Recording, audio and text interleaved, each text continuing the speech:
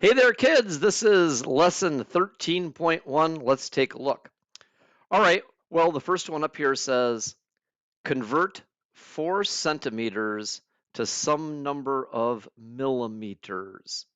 Okay, well, I don't know how to do that, but I do know how to look at a conversion chart. And here we've got one right here. Okay, now you also have one in the first few pages of your agenda. You will find something similar to this right here. We're looking at metric units. And in the last problem, we were talking about centimeters to millimeters. Well, 1 centimeter has 10 millimeters. All right, so let's go up there and use that information. We're looking at, right here, we're looking at centimeters to millimeters. I know that 1 centimeter equals 10 millimeters, right? I can begin to make a little table here, okay? 1 centimeter has 10 millimeters. Now, in that case, 2 centimeters would have twice that amount, or it would have 20 millimeters. You know what I mean? Okay, 1 has 10, 2 has 20. How many do 3 have? 3 centimeters equal how many millimeters? Right, 30 millimeters. Okay, and then you can figure out 4 centimeters equal how many millimeters. Okay, we did that by using the chart. Now this one over here is a little bit more difficult. It says 6 meters equal how many millimeters. So let me go back to my chart again. I'm looking for meters and millimeters.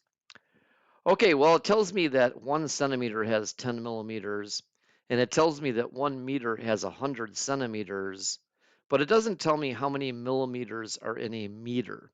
So I've got to kind of have to figure that out on my own.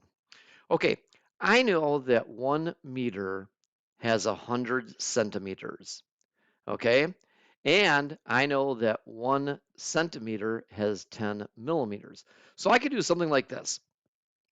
I could take 100 centimeters, because that's a meter, right?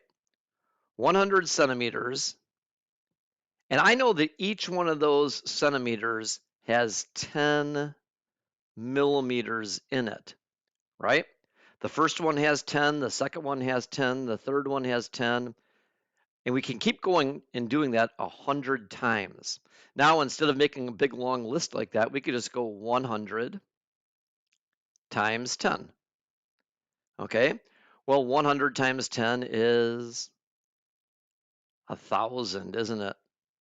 So we know that in 1 meter, there's going to be 1,000 millimeters.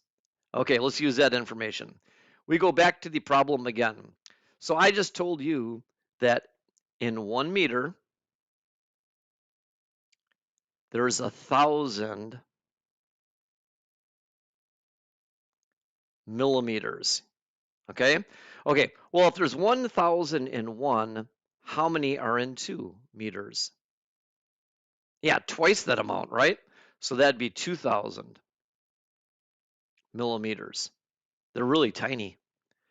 And then 3 meters would have 3,000 millimeters. 4 would have 4,000, 5 would have 5,000. I'm not going to tell you the answer right here. You figure it out for yourself, okay?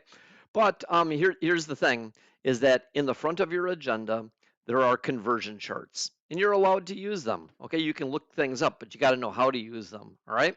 So in this case, we talked about centimeters, millimeters, and meters, but in other problems, you might see kilometers or kilometers, or maybe kilograms or grams, okay, and things like that.